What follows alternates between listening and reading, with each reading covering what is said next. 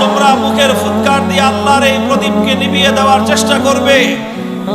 তোমরা মনে করেছো আস্তে আস্তে ইসলামী নেতৃত্ব নেই, দুনিয়া থেকে বিদায় নিয়েছেন।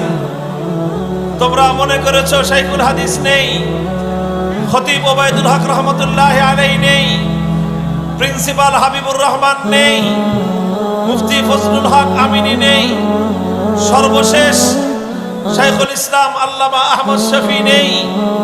আর এটাই মনে হয় তোমাদের জন্য মোক্ষম সুযোগ। তোমরা এদেশে আলেম ওলামাদের টুটি চেপে ধরবে।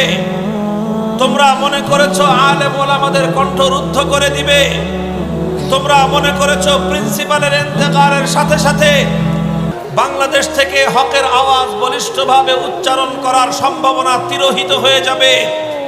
তোমাদের জন্য আফসোস হয় যে তোমাদের এই দুঃস্বপ্ন, তোমাদের এই দিবাস্বপ্ন কোনোদিন পূরণ হবার নয়। ইনশাআল্লাহ সুবহান ইনশাআল্লাহ আমি স্বচক্ষে দেখেছি আল্লাহর নুসরত এবং গায়েবী মদদ আমি স্বচক্ষে প্রত্যক্ষ করেছি।